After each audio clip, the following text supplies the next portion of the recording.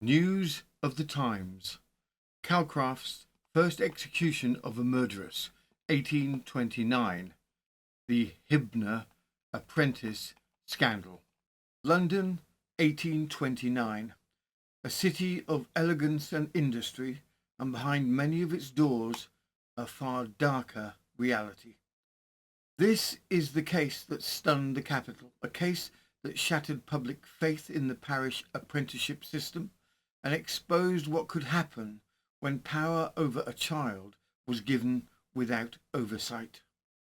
A 10-year-old girl sent out by the parish to learn a trade, a respectable London household promising discipline and industriousness, and instead a private world of starvation, cruelty, and fatal neglect. The death of Frances Colpit was not merely a tragedy, it became a lightning rod. Newspapers raged, broadsides were printed by the thousands, Parliament took notice, and the public demanded justice with a ferocity rarely seen. It was into this storm that one man stepped, William Calcraft, the hangman who would become notorious across Victorian Britain. The Hibner case marked a turning point in his career. The first woman he ever executed, and one of the most widely witnessed and discussed hangings of the decade. If Calcraft felt any hesitation at taking a woman's life, he never said so. Not then, not later. In fact, the records suggest quite the opposite. He approached the task with the practiced detachment for which he would soon be both feared and renowned. This case, the downfall of Esther Hibner, is not simply a crime story. It is a study of a system stretched thin, of children placed out of sight and out of mind, and of a society forced to confront the consequences of its own neglect. Tonight, we step behind the respectable facade of Platt Terrace into a household where work became punishment, hunger became routine, and a little girl's suffering changed the law, the press, and public opinion. This is the story of the Hibner murder and the execution that shocked even Old Bailey regulars. And in this week's Further Particulars, we look at the extraordinary case of the woman who didn't stay politely dead. A midnight vigil, a shrouded body, a room full of nuns, and then quite suddenly dancing. It's one of Victorian press's most astonishing tales. Make yourself comfortable, and if ever there was an evening to pour something steadying, this is the one. We're about to lift the curtain on a quietly forgotten chapter of English life, where respectability was a coat easily shrugged off and cruelty lurked beneath. What to do with orphans in 1829 England? In the late 1820s, Britain faced a problem that was as old as the poor laws themselves. What was to be done with the nation's orphans and pauper children? Workhouses were one option, but they were expensive to maintain, and parish overseers watched every shilling. Each additional child meant more food, more supervision, more beds, and more cost charged directly to the parish ratepayers, who complained loudly enough already. And so long before the reforms of the Victorian era, an older idea persisted. Send the children out, bind them as apprentices, place them in respectable homes and train them to a trade. On paper, everyone benefited. The parish relieved itself of a financial responsibility, employers gained a steady supply of cheap, obedient labour, and the child supposedly received training, lodging, and a path towards independence. And in many households, apprenticeships did offer something close to this ideal. But even in the 1820s, quiet concerns circulated beneath the official optimism. Parish officers knew the system required trust, and often little else. Once a contract was signed and the child removed from the parish books, direct oversight was minimal. Some overseers tried to visit, some didn't. Many lacked the time or the authority to intervene. It was not that no one imagined the potential for abuse. It was that the system was stretched and Britain was changing faster than its laws. For most people in 1829, the risks were acceptable, a necessary trade-off, a practical solution in an age before state education or formal child welfare.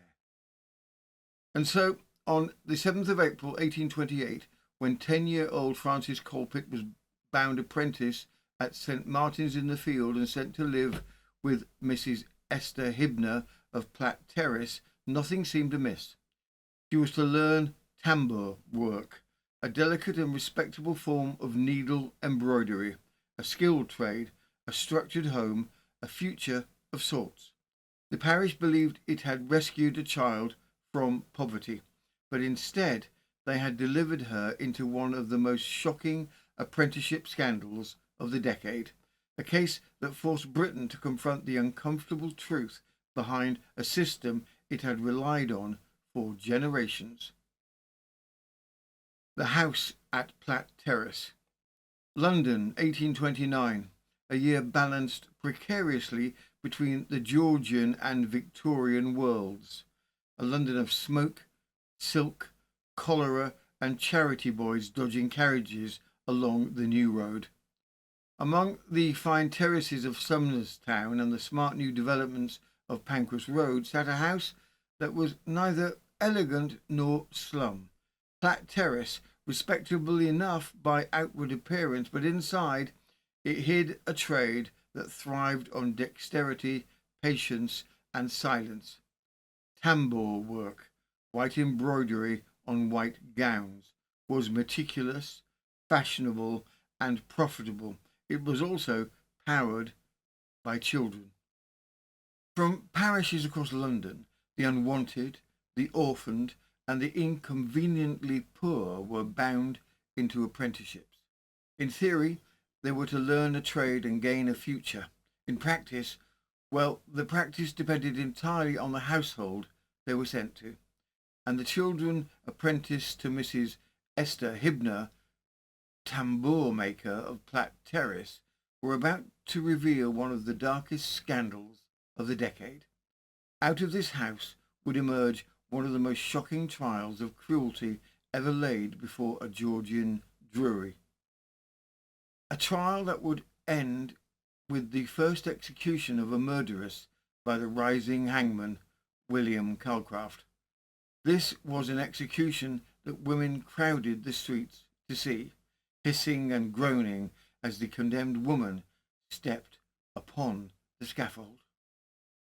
But before we reach the gallows, before Calcraft wrote titans about, before the rumours, the outrage and the broadside ballads, we must step inside Platt Terrace and understand how a quiet, respectable home becomes a place of starvation, violence and death, and how a 10-year-old apprentice named Frances Colpit survived just long enough to bring the entire house to justice. So then, let us begin. This episode is drawn directly from court reports of the time and contemporary broadsides, the sensational, breathless sheets sold on the streets of London, eager to capture every detail of a case that horrified the public. Broadsides were not subtle, but they give us the closest thing we have to the voices and reactions of 1829 as the story unfolded. The apprenticeship system. If Victorian crime stories have a familiar point of departure, it is here, with the humblest of legal documents, the parish apprenticeship paper. Across London parishes from the Strand to St. Giles, the overseers wrestled with a problem that never diminished: children. Children without fathers, children whose mothers scrubbed steps for pennies, children who simply cost the parish more to keep than to send away. And so the system endured. A signature, a seal, and a child bound into the care of a master or mistress who promised on paper to feed, clothe, and teach them a trade. In theory, it was charitable. In practice, it was an administrative relief. The parish wanted a name stuck from its ledger. The employer wanted small fingers for fine work and pilot timbers for long hours. And the child, well, the child had no voice in the matter at all.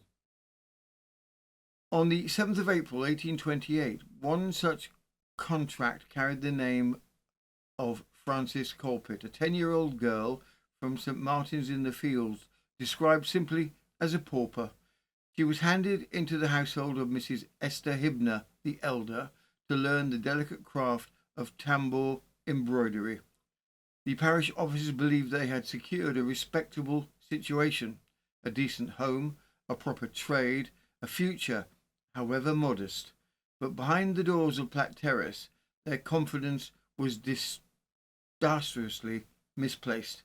Frances was not stepping into a workshop. She was stepping into a system already frayed at the edges, one in which children were valued less for their well-being than for the coins their labour might bring. And in the quiet transactions between parish and employer, a tragedy was quietly set in motion. The House of Labour. Platt Terrace in Pancras Road did not look like a house of horrors.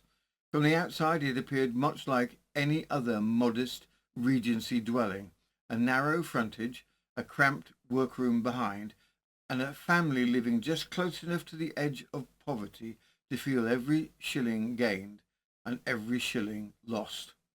Inside lived Esther Hibner, the elder, a woman in middle age, known in the parish as sharp-tempered, business-minded, and decidedly no nonsense.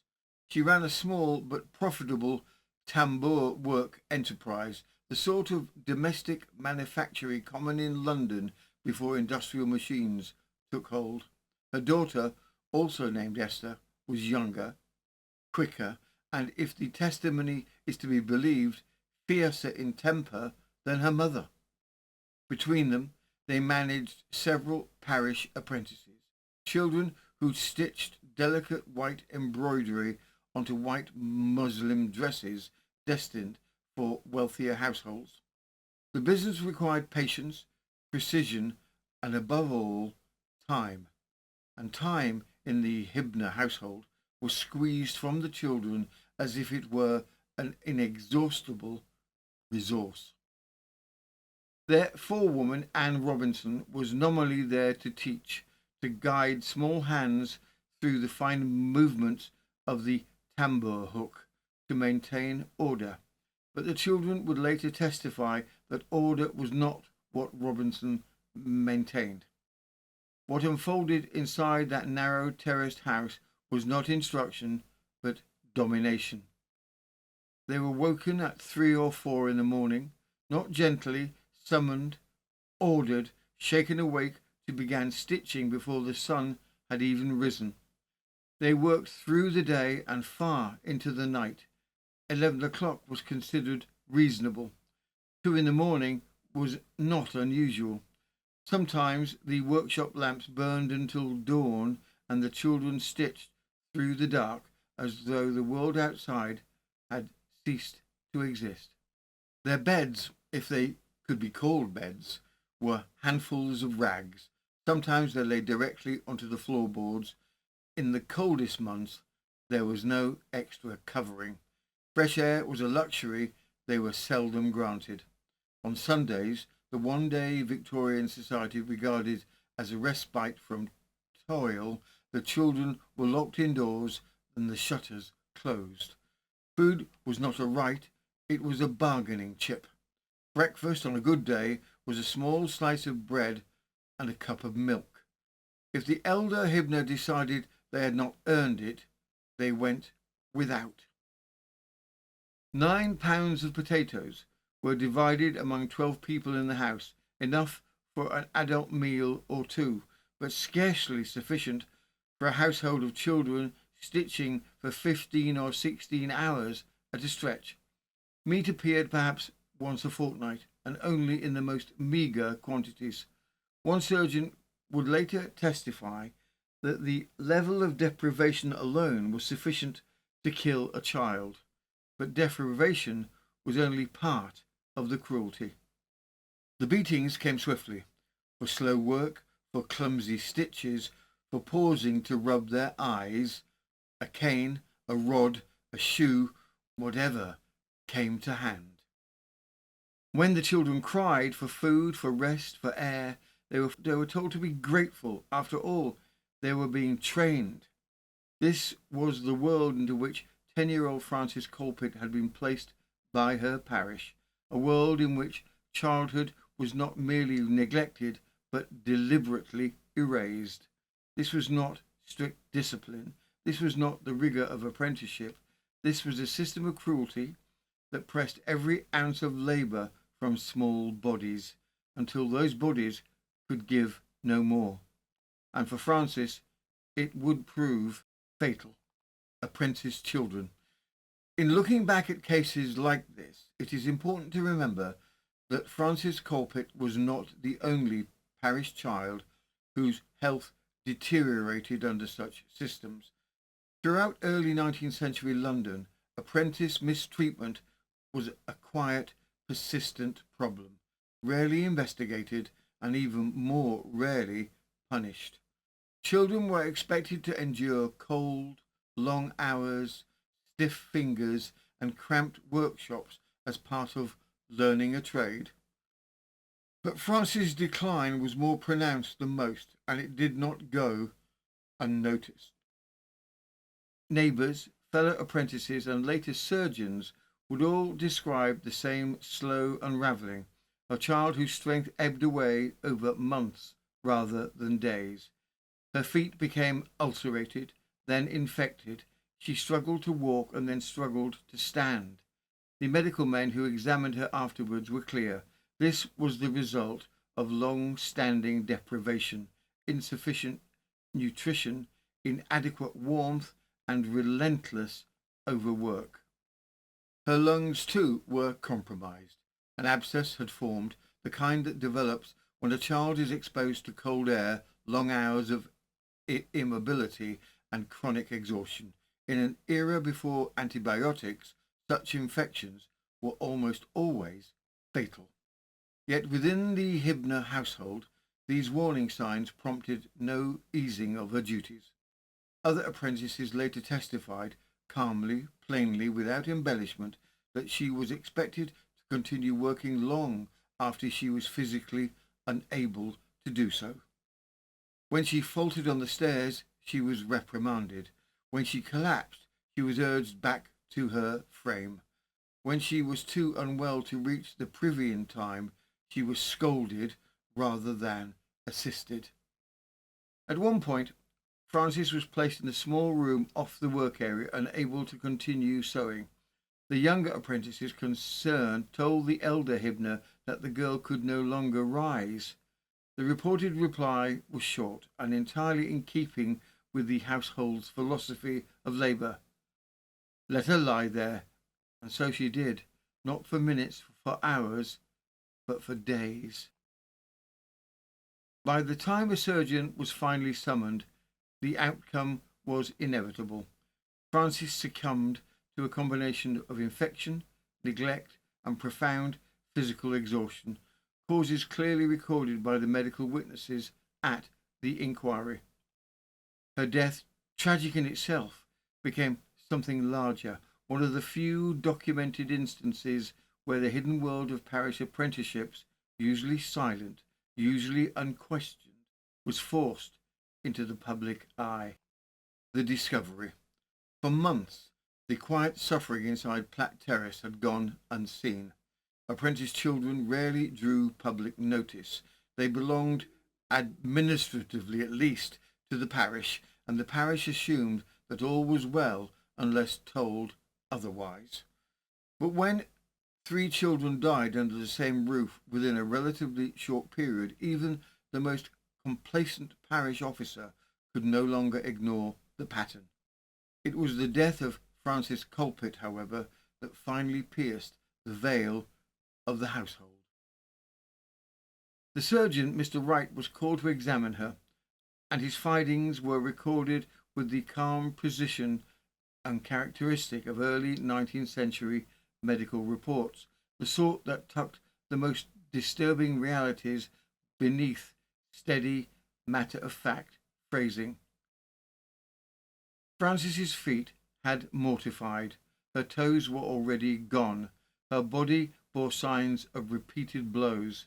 Her lungs were ravaged by a suppurating abscess, the consequence, he said, of prolonged exposure, insufficient nourishment, and unremitting labour.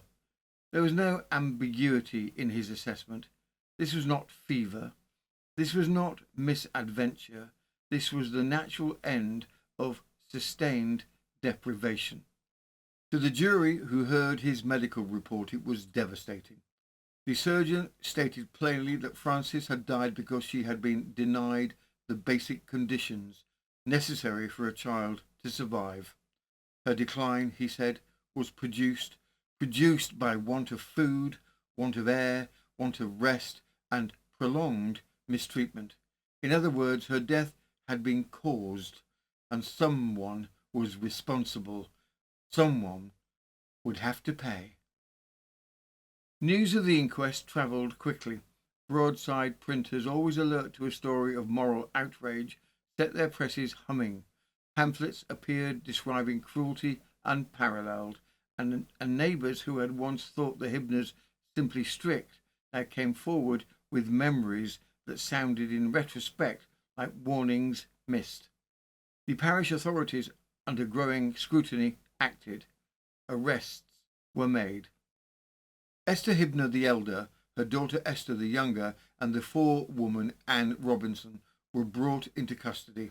3 women from a small and remarkable embroidery workshop who suddenly found themselves at the centre of one of the most disturbing criminal proceedings of the decade, and thus began a trial that would expose in court, in print, and before the British public the darker side of apprenticeship, the perils of unchecked domestic industry, and the terrible consequences of a system that placed its most vulnerable children entirely at the mercy of those charged with training them.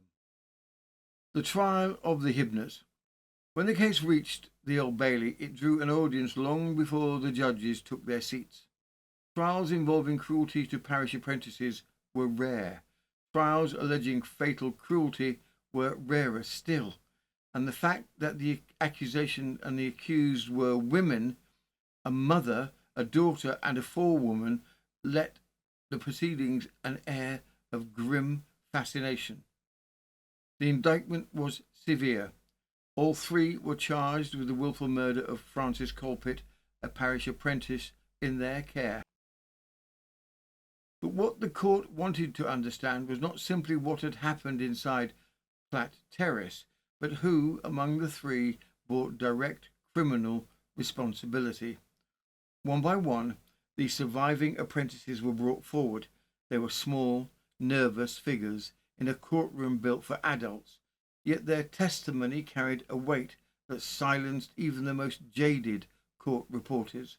They described being struck with shoes, rods, and canes, working from before dawn until long after nightfall, being denied food as punishment, being beaten for crying, being punished for moving too slowly, and seeing Frances gradually waste away, unable to stand, unable to breathe without effort, yet still expected to work. Their accounts were consistent, steady, and heartbreakingly matter-of-fact. The elder Hibner's role.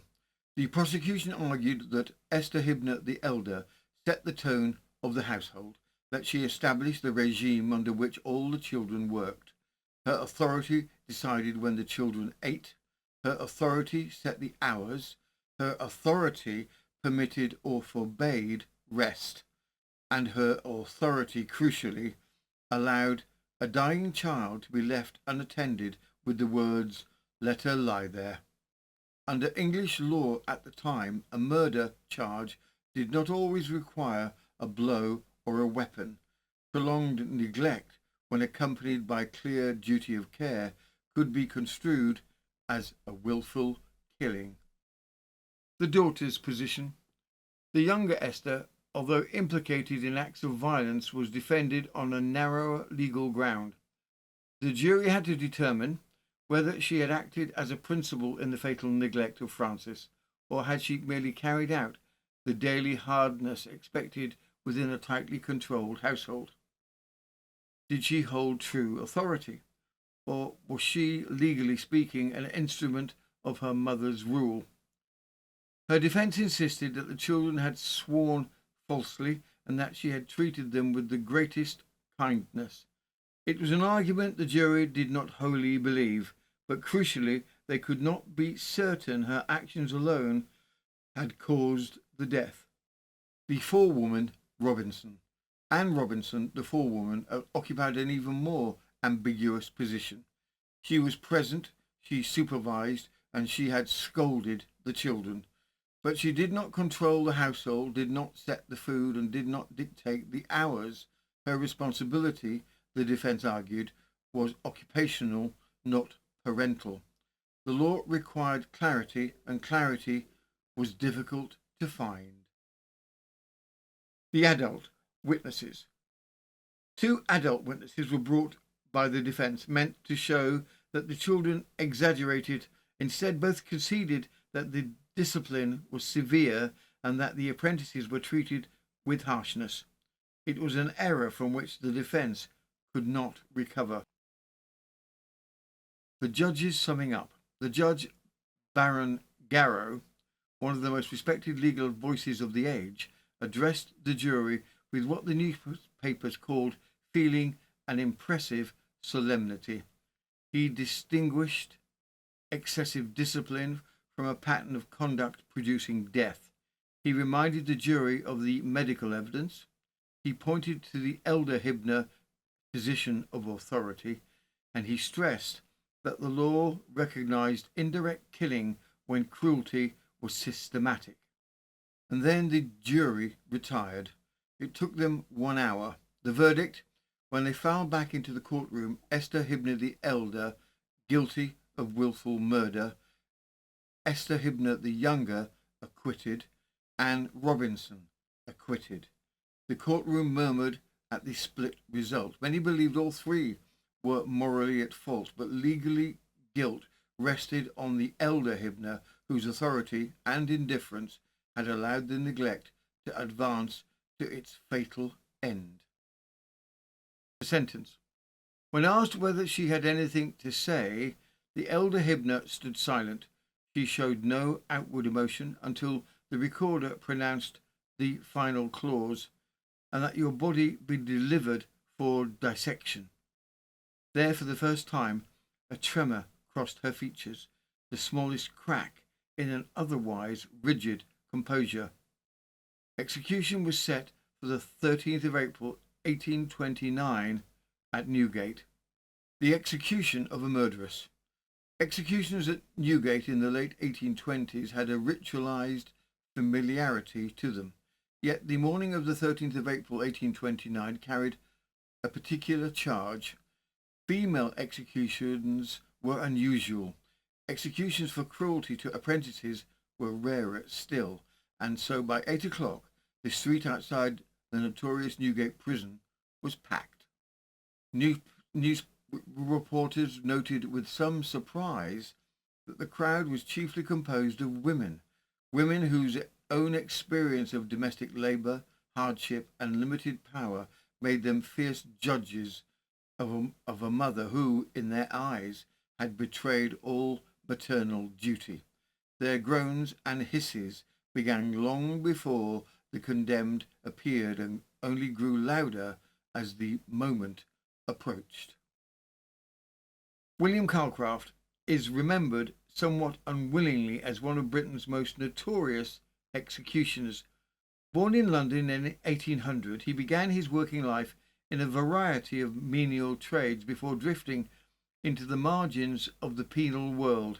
His path to the scaffold was almost accidental. In the early 1820s, Calcraft worked as a prison turnkey at Newgate. Legend has it that he caught the eye of the then hangman James Botting, who needed a young assistant willing to climb the ladder quite literally. Calcraft proved reliable and untroubled by any seeming conscience, qualities the authorities prized. He was officially appointed principal executioner in 1829, the same year as Esther Hibner's case. Hibner would become the first female murderer he executed, the beginning of a long and uncomfortable career. Calcraft's involvement in this case would mark the beginning of a career that would become synonymous with the spectacle of Victorian execution. With the large crowd watching, Calcraft adjusted the rope with the habitual precision he had learned under his predecessor, John Foxton. He had carried out executions before, but never of a murderess. This would be his first. A bell sounded, the small procession emerged. Esther Hibner the elder, dressed plainly, walked with an uncanny steadiness. She had shown little emotion throughout her trial or confinement, and she showed none now. Flanked by officials followed by the chaplain murmuring the final prayers, she mounted the scaffold steps as the crowd's disapproval washed up towards her like a tide. She paused briefly only at the top. If she trembled, it was no more than the slight quiver the press described upon hearing her body would be sent for dissection. Calcraft stepped forward. He placed the noose, a short drop rig, the standard method of the day, and drew it tight beneath her ear. His technique at this stage in his career was still developing. The long drop method that would later define British executions had not yet come into use, and Calcraft's hangings often relied on strangulation rather than instant breakage. The chaplain concluded his prayer. A signal was given, and in the old crude fashion of the period, Calcraft released the bolt. The trap fell. Hibner dropped only a short distance, the brief fall typical of the era, the kind that seldom resulted in a swift death. Contemporary accounts avoided detail as they often did, but it is clear that hers was not an instantaneous end. Such scenes were not uncommon under Calcraft's early technique, and they contributed to the mixture of notoriety and endurance that would define his long career. Below the scaffold, the crowd reacted far more viscerally than they had at her sentencing. Some were silent, others expressed the same fierce condemnation that they had brought with them. Whether Hibner heard any of it in her final moments, the broadsides insisted she did, and with that the execution was over. For Calcraft, it marked a milestone, his first execution of a female murderer, the first of several he would carry out, and one of many that would cement his reputation as the longest-serving and perhaps the most controversial hangman of the 19th century. For London, it drew a line beneath a case that had forced the hidden world of parish apprenticeships into the public gaze, revealing in one cramped house on Pancras Road a depth of neglect that Victorian society preferred not to see. The aftermath. In the days following the execution, London's broadsides and newspapers treated the Hibner case not merely as a crime, but as a revelation, an uncomfortable mirror held up to a system that polite society preferred not to examine too closely. It was not the first time an apprentice had died in service. It was not even the first time allegations of cruelty had reached the courts. But something about the clarity of the medical evidence, the consistency of the children's testimony, and the cold administrative logic of parish apprenticeships made this case impossible to ignore. For generations, the parish apprentice system had been described in official reports as benevolent, a way for pauper children to learn trades, a way for parishes to reduce their burden, and a way for Britain to produce industrious citizens from unpromising beginnings. But Frances Colpit's death punctured that illusion. Her suffering revealed several truths Victorian Britain found deeply unsettling. The parish children would vanish into private homes without oversight. Once apprenticed, a child like Frances was effectively invisible. Parish officers seldom visited. Neighbours assumed the household was respectable, and employers, unchecked, could run their workshops as they pleased. That the domestic industry, thought safer than factory work, could be equally brutal. Tambour embroidery was genteel in reputation, delicate in production, and associated with feminine refinement. But behind its closed doors, the hours could be as long and the conditions as punishing as any of those in any textile mill. That child testimonies exposed what reports could not. When surviving apprentices spoke in court, quiet, nervous, but unwavering, they provided a rare window into the daily life of a household that had operated with impunity. The suggestion that cruelty could hide behind the veneer of Georgian respectability, Hibner herself, a woman, a mother, a small business owner, was precisely the sort of figure Victorian society idolised as the moral spine of domestic life. Her conviction unsettled that image profoundly, and it showed in the strongest possible way that the system itself was flawed. Reforms. Were there any reforms derived from this most horrible example of failure of the orphan apprentice system? No, not immediately, as one would have liked. There was no single statute passed because of Hibner, but the case, widely printed, widely discussed, became part of a growing chorus demanding inspections of apprenticeships, clearer parish responsibility, regulations of working hours for children, and medical intervention in cases of suspected neglect, and eventually the gradual abandonment of parish apprentice placements altogether. It helped shape the moral climate that made the Factory Act of 1833 and later the workhouse reforms politically necessary and publicly supported. This case didn't change the law by itself, but it hardened public opinion, and in Victorian Britain that was often the first step towards legislative change.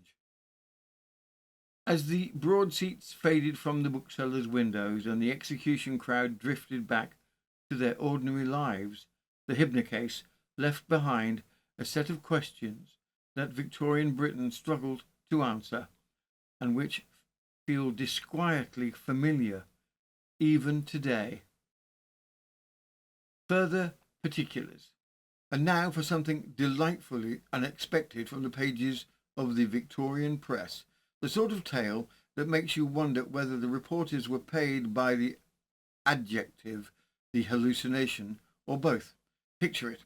A respectable German lady, a peaceful hospital run by nuns, a genteel parlour draped in solemn black, and then everything goes spectacularly off script. This is one of those stories the Victorians excelled at, part spiritual fright, part medical mystery, and part pure theatre. The kind of thing that would have half of London clutching their smelling salts while the other half queued around the block to get a glimpse. From the then Illustrated Police News on the 29th of June 1878, Dancing in a Shroud. Several months ago, Mrs. Marion Hillitz, a highly respectable and wealthy German lady, was taken ill and in order to receive proper nursing and treatment was removed to the hospital of the Little Sisters of the Poor in the western part of the city. She was very popular with the inmates of that institution, and during her stay she made many friends. About 2 weeks since, Mrs. Hildlitz, who had been in bad health, grew suddenly quite ill. During her illness she received every attention from the good sisters, and all that medical skill could do to alleviate her suffering was done. She grew worse, however, and some of the physicians came to the conclusion that she could not live much longer. Last Saturday night, Mrs. Hildlitz died. The body was, according to custom, shrouded and laid out in the parlour of the institution. The good sisters, who had watched by the bedside so faithfully, were gathered by the side of the corpse at midnight, when the clock struck 12. Suddenly, as they looked upon her face still in death, the sunken eyes appeared to flash.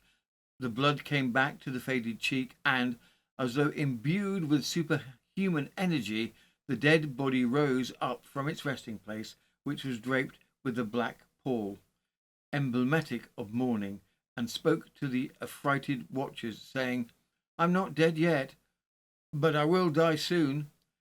The old lady then danced around the room, sang and shouted in a loud, ringing voice. The inmates of the hospital were thunderstruck and paralysed. As soon as the nurses recovered from their fright, they placed the old lady in bed, where she lingered until about 9 o'clock, when she again apparently died. The affair has created the most intense excitement, and thousands of persons visited the hospital. Well then, that does bring us to the end of today's tale, and judging by the peculiar scratching noise at the door, which may be the cat, the postman, or possibly Calcraft checking his diary, it appears this episode is officially over.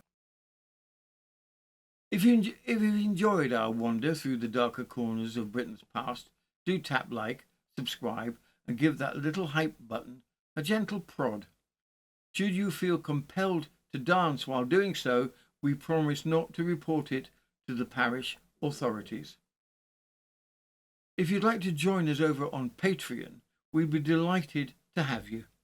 Members enjoy access to nearly 850 ad-free episodes covering anything from Victorian poisoners to mysterious disappearances, scandals, nostalgia, and all manner of curious British history, plus early releases and other perks. It's a lovely way to deepen your journey through the archive. This has been News of the Times, and I am Robin Coles, collector of Victorian umbrella stands, amateur inspector of suspicious teacups, and undefeated champion of avoiding cold porridge. We'll see you in the next episode. Same News of the Time, same News of the Time channel.